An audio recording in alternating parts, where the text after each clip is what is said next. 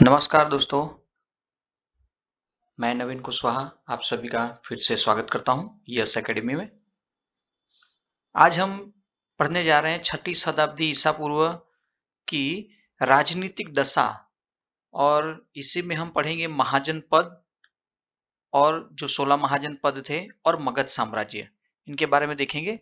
तो first question हम देखते हैं, क्वेश्चन नंबर 1, निम्नलिखित में से किस एक को मौर्य पूर्व काल के 16 महाजनपदों की सूचीबद्ध नहीं किया गया? मतलब 16 जो महाजनपद थे उनमें कोई एक है जिसको उस लिस्ट में नहीं था। कुरु, वत्स, गांधार, कलिंग। तो याद रखिए कलिंग इस 16 महाजनपदों में नहीं था। ठीक है, तो कुल 16 महाजनपद थे। ठीक है, और बौद्ध में अंगुत्तर निकाय और जैन में ग्रंथ भगवती सूत्र में ये सब मिलते हैं नाम, लेकिन खास करके जो पुख्ता प्रमाण मिलते हैं वो बौद्ध धर्म से मिलते हैं। बौद्ध धर्म से अंगुत्तर निकाय से हमें खास करके मिलते हैं। और ये आपके सामने 16 के 16 नाम हैं महाजनपदों के। जिन 16 महाजनपदों की बात करें तो वर्तमान में उत्तर प्रदेश में कुल 8 महाजनपद हैं, ये भी एक याद रखिएगा। और 10 महाजनपद तो केवल गंगा घाटी में है। ठीक है, 10 महाजनपद केवल गंगा घाटी में है, ये याद रखिएगा। नेक्स्ट क्वेश्चन है नंबर 2, वर्तमान उत्तर प्रदेश का में भारत के प्राचीनतम 16 महाजनपदों में कुल कितने महाजनपद हैं? तो अभी हम थोड़ी देर पहले ही बताए थे कि उत्तर प्रदेश में कुल कितने हैं? 8। तो ऑप्शन नंबर सी। ठीक है, 2021 में पूछ लिया गया है। नेक्स्ट क्वेश्चन है क्वेश्चन नंबर 3, 16 महाजनपदों का उल्लेख कहां पर मिलता है? महाभारत, रामायण, अंगुत्तर निकाय या ललित विस्तार? तो आंसर आएगा अंगुत्तर निकाय, ऑप्शन नंबर सी। नेक्स्ट, प्राचीन भारत महाजनपदों के बारे में निम्नलिखित कथनों में से कौन सा सही है? तो देखिए, ऑप्शन नंबर ए सही, सभी महाजनपद अल्पतंत्रिक थे जहां शक्ति का प्रयोग लोगों के एक समूह द्वारा किया जाता था, ये गलत है। ठीक है, ऑप्शन ए नहीं आएगा क्वेश्चन नंबर 4 में। फिर सभी महाजनपद पूर्वी भारत में अवस्थित थे, ये भी रॉन्ग है। महाजनपद कोई सेना नहीं रखते थे, सभी सेना रखते थे। बौद्ध एवं जैन ग्रंथों में 16 महाजनपदों को सूचीबद्ध किया गया है, सही है, ऑप्शन नंबर डी, फोर्थ में डी आएगा। नेक्स्ट क्वेश्चन है क्वेश्चन नंबर 5, सूची 1 को सूची 2 से सुमिलित करना। महाजनपद है और उनकी कैपिटल है, राजधानी। तो कौन सी किसकी कैपिटल है वो देखना है। मत्स्य, तो मत्स्य की कैपिटल है विराटनगर। फिर बाद में कुरु की, तो कुरु की आएगी इंद्रप्रस्थ। ठीक है, फिर सूरसेन, तो सूरसेन का आएगा मथुरा और अस्मक का आएगा पोतन। ठीक है, तो ऑप्शन नंबर सी आंसर होगा। अब आगे देखते हैं, देखिए ये सारे महाजनपद हैं और उनकी कैपिटल है।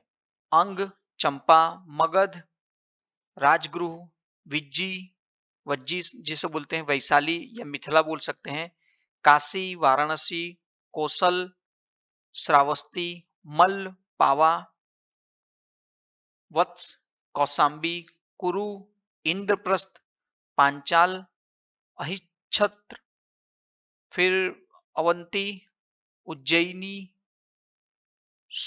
सूरसेन, मथुरा, चेंदी, सौथिवती, मत्स्य, विराटनगर या बैराठ, अस्मक, पोतम, गांधार, तक्षशिला और कंबोज, राजपूत या हटक।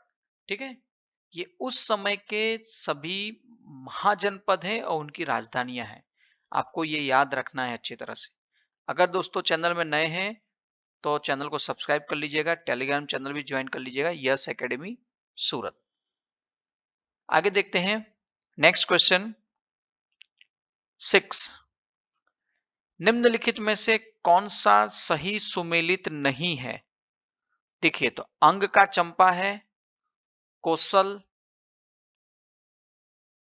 अहिच्छत्र, वत्स, कौशाम्बी सही है, मत्स्य का विराटनगर, ठीक है।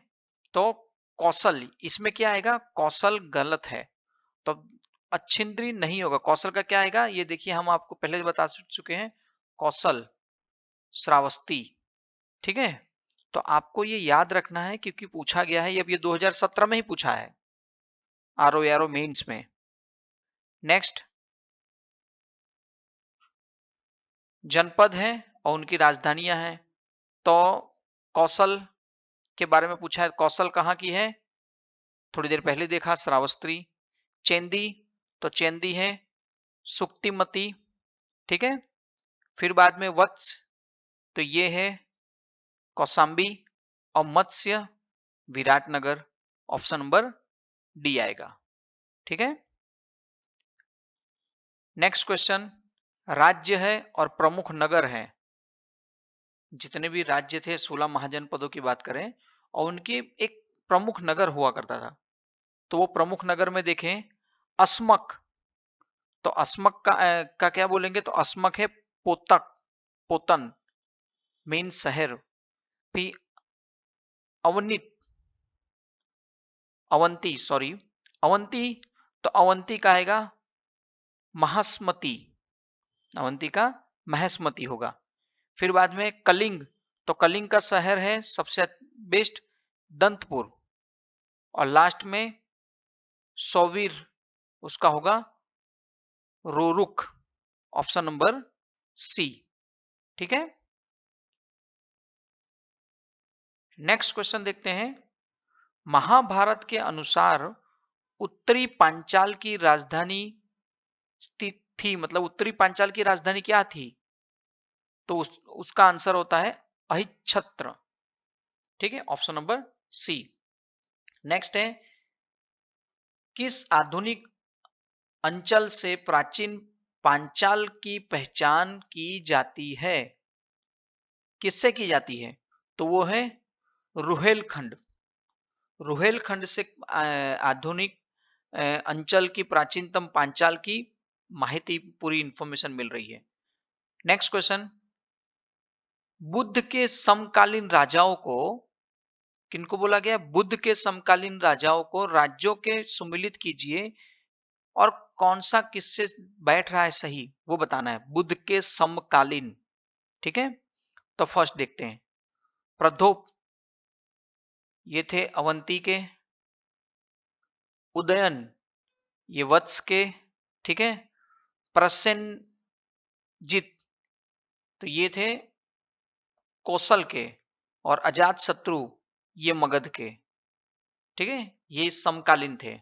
अजात शत्रु के जो पिता थे वो बुद्ध के मित्र थे, याद रखिएगा। तो ऑप्शन नंबर सी, ठीक है। नेक्स्ट,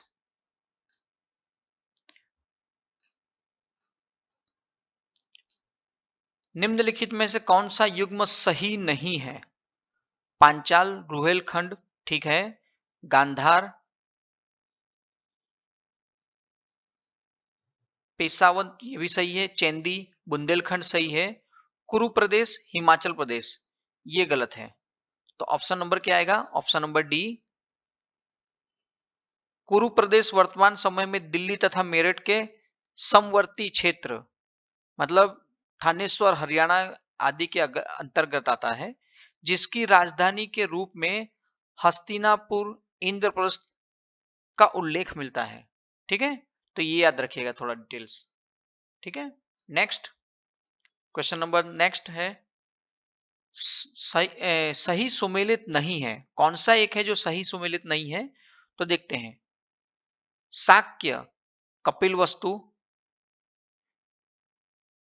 कोलिय, रामग्राम, कालाम, अल्कप, और नेक्स्ट है मल्ल, कुशीनगर। तो ऑप्शन नंबर सी जो है वो गलत है, ठीक है। तो देखते हैं हम, यहाँ बुद्ध काल में गंगा घाटी के किनारे में जो 16 महाजनपद थे उनके बारे में ये बताया गया है।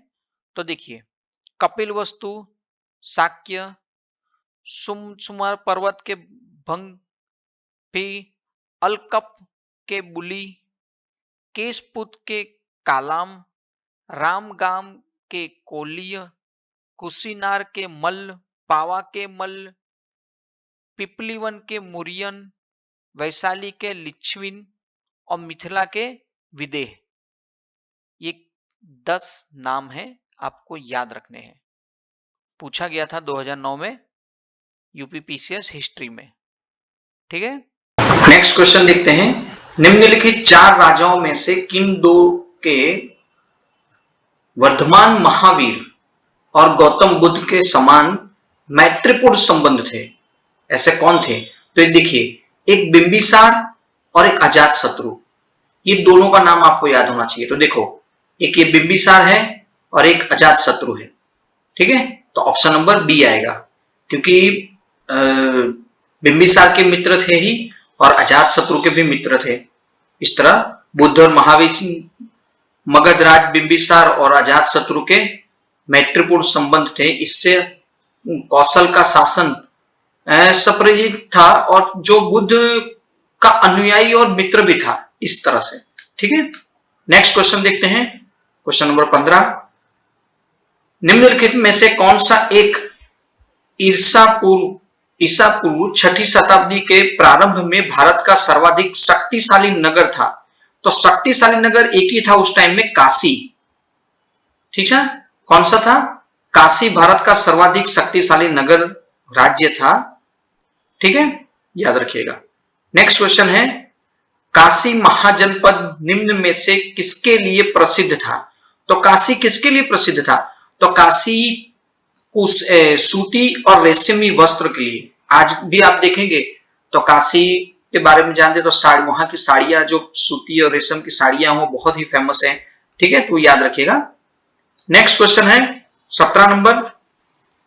प्राचीन श्रावस्ती का नगर विन्यास किस आकृति का था? मतलब किस तरह दिखता था? तो अर्धचंद्राकार आकृति का ये श्रावस्ती नगर विन्यास देखने को मिलता है। ठीक है, प्राचीन श्रावस्ती राम के पुत्र लव की राजधानी थी, ये आपको देखने को मिला यहां। ठीक है, नेक्स्ट 18 नंबर का क्वेश्चन, उदयन वासवदत्त की दंत कथा किससे संबंधित है? तो ये उज्जैन से कम संबंधित है। उदयन उज्जैन, ये याद रखिएगा, उदयन का उज्जैन से सीधा सीधा संबंध है। का दंत कथा उज्जैन से संबंधित है। इस कथा का वर्णन महाकवि भास के नाटक स्वप्नवास में मिलता है। कौन सा नाटक है? स्वप्नवास में। इसके वत्सराज उदयन तथा अवंती नरेश प्रद्योत की पुत्री के प्रेम कथा का वर्णन मिलता है। ठीक है, ये प्रेम कथा के बारे में, इन दोनों के बारे में बताया गया इसमें। नेक्स्ट क्वेश्चन है, उज्जैन का प्राचीन काल में नाम क्या था? उज्जैन का प्राचीन काल में नाम। ठीक है, तो हमने आगे जो देखा Avantika, option number C Avantika. Next, निम्नलिखित जनपदों में से 6ठी शताब्दी ईसा पूर्व में कौन सा गण राज्य था? कौन सा गण राज्य था, याद रखिएगा। ठीक है, तो देखिए, कौशल, मगध, वज्जी, ये 16 महाजन थे, लेकिन अंग एक क्या बोलते हैं, गण राज्य थे। इस तरह कुल कितने गण राज्य हैं? 16 गण राज्य हैं। ये आपके सामने 16 गण राज्यों के नाम हैं, आप ये याद रखिएगा, क्योंकि कौन से गण राज्य किसके साथ जुड़ रहे हैं आपको पता चल जाएगा। नेक्स्ट क्वेश्चन है, निम्नलिखित महाजनपदों में से गण मतलब संघ को पहचानिए। तो कौन गण है ये जानना है। मगध, अवंती, कौशल, ये तो महाजनपद में आगे वज्जी की बात करें तो वज्जी आपके 5th नंबर में देखिए, यहां वज्जी है, ये गण राज्य है। नेक्स्ट देखते हैं, प्राचीन पुष्प कलावती का समीकरण किसके साथ किया गया है? तो किसके साथ किया गया है? चार्ल्स डार्विन द्वारा। ठीक है। प्राचीन भारत की पश्चिमी सीमांत पर स्वात और काबुल नदियों के संगम के पास बसी प्राचीन पुष्पवती का समीकरण पेशावर जिला अब पाकिस्तान में ये नामक ये किया गया है। ठीक है। रामायण में भरत के पुत्र पुष्पक द्वारा पुष्पवती को बसाए जाने का उल्लेख मिलता है ये। ठीक है। ये उल्लेख हमें वहां से मिल रहा है। नेक्स्ट, प्राचीन भारत के अच्छे घोड़े के लिए निम्नलिखित में से कौन सा स्थान प्रसिद्ध था? तो वो था कंबोज। मतलब उस समय के अच्छे से अच्छे घोड़े, अगर अच्छी प्रजाति के घोड़े कहां देखने को मिलते हैं तो वो कंबोज में है। नेक्स्ट है, महासमती नगर किस महाजनपद में स्थित थी? तो ये अवंती, महासमती। 16 महाजनपदों की बात करें उसमें से ये एक है। नेक्स्ट, चंड प्रदोप किस प्राचीन गणराज्य के राजा थे? चंड प्रदोप, तो ये अवंती के राजा थे। ठीक है, option number C. Next question number 26, Asmaka महाजनपद का प्रमुख नगर कौन सा था? प्रमुख नगर अस्मक का, तो अस्मक का प्रमुख नगर था पोतन। ठीक है, पोतन जो गोदावरी नदी आंध्र प्रदेश के किनारे पे था, उसकी बात हो रही है। नेक्स्ट क्वेश्चन नंबर, गोदावरी नदी के तट पर स्थित महाजनपद, गोदावरी नदी के स्थित पर महाजनपद कौन सा था? तो वो आपको देखने को मिलेगा, यह है अस्मक। क्वेश्चन नंबर 27 का सी। नेक्स्ट क्वेश्चन, 6ठी शताब्दी ईसा पूर्व का मत्स्य महाजनपद कहां पर स्थित था? तो वो राजस्थान। ठीक है, 16 महाजनपदों में ये मत्स्य की बात कर रहे हैं तो ये राजस्थान में है। हम आप देख सकते हैं कि ये 16 महाजनपद देखने को मिल रहे हैं। ठीक है। नेक्स्ट क्वेश्चन, 6वीं शताब्दी ईसा पूर्व सुक्तिमती राजधानी कहां की है? तो चेंदी की। ठीक है, चेंदी की। क्वेश्चन नंबर नेक्स्ट 30, चेंदी जनपद की राजधानी क्या थी? तो चेंदी जनपद की राजधानी क्या थी? तो वो थी सोथिवती नगर, सोथिवती नगर। नेक्स्ट क्वेश्चन है, प्राचीन नगर तक्षशिला निम्नलिखित में से किसके बीच स्थित है? तक्षशिला किसके बीच स्थित है? तो सिंधु और झेलम नदी के बीच में तक्षशिला प्रेजेंट में है, जो आईएएस 2006 में सवाल पूछा गया था। नेक्स्ट क्वेश्चन, तक्षशिला किसके लिए प्रसिद्ध था? तो तक्षशिला सभी जैसे विद्या के लिए, वाणिज्य के लिए और कला शिल्प के लिए, मतलब ये सभी के लिए फेमस था। Option number D. Next question देखते हैं 33 नंबर, 16 महाजनपदों के युग में मथुरा इनमें से किसकी राजधानी थी? तो मथुरा इस समय ऑप्शन नंबर डी है सूरसेन की राजधानी थी। नेक्स्ट क्वेश्चन 34, चंपा किस महाजनपद की राजधानी थी? किसको पूछा गया है? चंपा किस महाजनपद की राजधानी थी? तो ये थी अंग। ठीक है, अंग की। नेक्स्ट, विश्व का पहला गणतंत्र वैशाली में किसके द्वारा स्थापित किया गया था? वैशाली किसके द्वारा स्थापित किया गया था? तो ये थी लिच्छविन द्वारा स्थापित किया गया था। ये बीपीएससी में, एमपीएससी में भी पूछ लिया गया है, तो लिच्छविन याद रखेगा। किसके लिए कहा गया? वैशाली के लिए। नेक्स्ट क्वेश्चन है, प्रारंभिक गणतंत्र में कौन सा नहीं है? शाक्य, लिच्छविन, योधेय और उपरोक्त सभी, तो सभी तो नहीं हो सकते, क्यों? ऑप्शन नंबर सी, शाक्य, लिच्छविन ये सब कुछ देखने को मिलता है। ठीक है, नेक्स्ट क्वेश्चन है 37। प्राचीनतम भारतीय सिक्के निम्नलिखित में से पहले के नहीं है। कौन से पहले के नहीं है? ठीक है, तो 5वीं शताब्दी के पूर्व प्राचीनतम भारतीय सिक्के निम्नलिखित में से पहले के नहीं देखने को मिलते हैं, तो 5वीं शताब्दी के पूर्व के नहीं देखने को मिलते हैं हमें। ठीक है, ये याद रखिएगा, सीधा सीधा अगर सवाल पूछे 5वीं शताब्दी। अब शुरू करते हैं मगध साम्राज्य के बारे में। मगध साम्राज्य के बारे में जितना भी है वो सारे क्वेश्चन अभी इसके अंदर आपको मिलेंगे। तो क्वेश्चन नंबर 38 है, मगध साम्राज्य, प्रथम मगध साम्राज्य का उत्कर्ष किस शताब्दी में हुआ? तो किस शताब्दी में हुआ? तो वो हुआ 6ठी ईसा पूर्व शताब्दी में, 6 ईसा पूर्व। मगध साम्राज्य का उत्कर्ष हर्यक वंश शासन में 544 से 412 ईसा पूर्व में हुआ था। ठीक है, जिसके शुरुआत बिंबिसार, मतलब बिंबिसार द्वारा किया गया था। ठीक है, ये बिंबिसार बौद्ध के मित्र थे। नेक्स्ट, किस प्राचीन नगर के अवशेष कुम्हार स्थल से प्राप्त हुए हैं? तो वो है पाटलिपुत्र।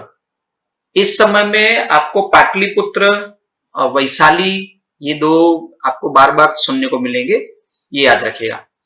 नेक्स्ट क्वेश्चन है, प्राचीन महाजनपद मगध की प्रथम राजधानी कौन सी थी? तो प्रथम राजधानी कौन सी थी? पाटलिपुत्र, वैशाली, चंपा, अंग और उपरोक्त में से कोई नहीं। तो यहां ऑप्शन आएगा ई, के प्राचीन महाजनपद मगध की राजधानी कौन सी थी? तो ये इनमें से कोई नहीं थी। नेक्स्ट 41, मगध की प्रथम राजधानी कौन सी थी? तो मगध की सबसे पहली राजधानी थी गिरिव्रज, जिसे राजगृह कहा जाता है। ठीक है, राजगृह कहा जाता है। नेक्स्ट है 42, मगध के किस प्रारंभिक शासक ने राज्यारोहण के लिए अपने पिता की हत्या की एवं स्वयं इसी कारण वंश अपने पुत्र द्वारा मतलब अपने पुत्र द्वारा मारा गया था? तो ये देखने को मिलता है, तो हम कह सकते हैं अजात शत्रु। ठीक है, ऑप्शन है अजात शत्रु, जिसे हम हर्यक वंश या पितृहंता वंश कह सकते हैं, कि पिता की हत्या करके खुद राजा बन जाते थे। ये हमें देखने को मिलता है। ठीक है, अजात शत्रु। ये देखिए हर्यक वंश देखने को मिलता है। मगध एक छोटा सा राज्य था जिसकी राजधानी राजगृह थी। ठीक है, नेक्स्ट, अजात शत्रु के वंश का नाम क्या था?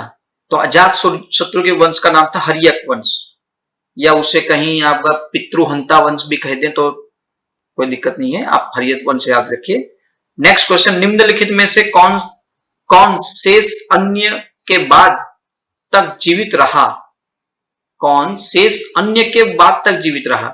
तो वो था अजात शत्रु। ठीक है, अजात शत्रु जीवित था, ये याद रखिएगा।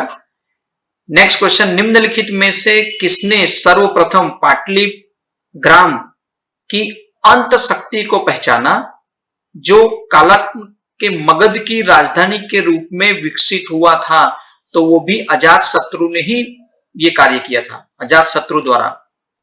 नेक्स्ट क्वेश्चन है 46, अजात शत्रु ने पूर्वी भारत पर मगध का आधिपत्य स्थापित करने के लिए निम्नलिखित में से किस गणराज्य के साथ 16 वर्षों तक युद्ध किया? कितने वर्षों तक? 16 वर्षों तक युद्ध किया। और किसने किया? अजात शत्रु ने। तो याद रखिएगा, वैशाली की लिच्छविन। ठीक है, वैशाली की लिच्छविन के लिए 16 वर्षों तक उसने युद्ध करते रहा। नेक्स्ट है क्वेश्चन, पाटलिपुत्र का स्थापक कौन था? उदयनी, अशोक, या बिंबिसार या महापद्मन। देखिए कितनी बार सवाल पूछा जा चुका है, कितनी बार। तो क्या आएगा यहां पे आंसर आएगा हमारे साथ उदयन। ठीक है, ऑप्शन नंबर ए। पाटलिपुत्र की स्थापना अजातशत्रु के पुत्र उदयन मतलब उदयभद्र ने की। पुराणों एवं जैन ग्रंथों में अनुसार गंगा तथा सोन नदी के संगम पर पाटलिपुत्र नामक पुत्र नाम नगर की स्थापना, ठीक है, राजधानी बनाई थी, ये याद रखिएगा। नेक्स्ट क्वेश्चन है, मालवा क्षेत्र पर मगध की सत्ता का विस्तार निम्न में से किसके शासन काल में हुआ?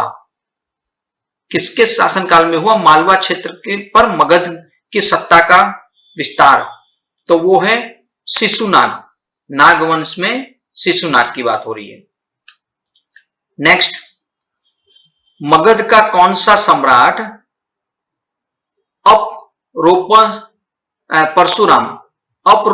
परशुराम के नाम से जाना जाता था? तो वो था महापद्मनम। ठीक है, जे कह सकते हैं कि इसने नागवंश की स्थापना तो की है, लेकिन बहुत से शत्रुओं को इसने मार दिया था। ठीक है, तो इसे कहीं ना कहीं परशुराम की उपाधि भी दी जाती है, ये देखने को मिलता है।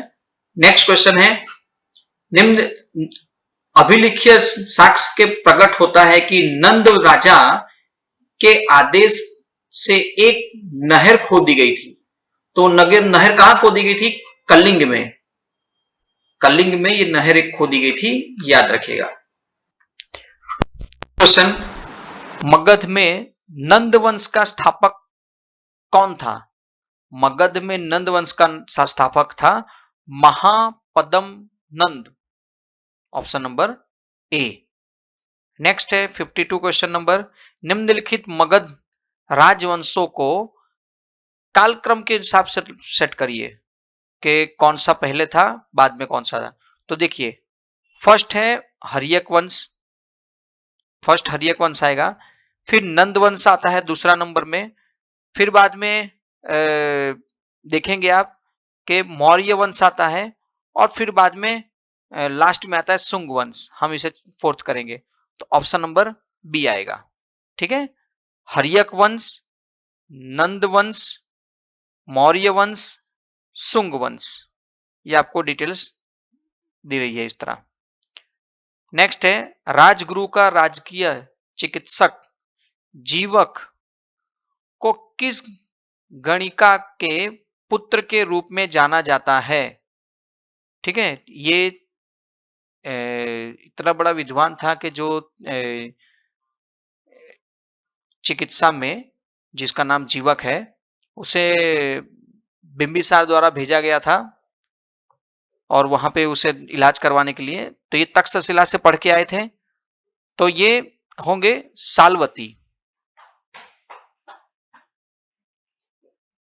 ये होंगे सालवती के।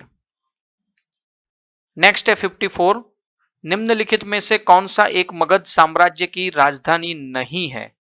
तो वो है कौसाम्बी, नहीं है तो कौसाम्बी। नेक्स्ट अब देखेंगे विदेशी आक्रमण।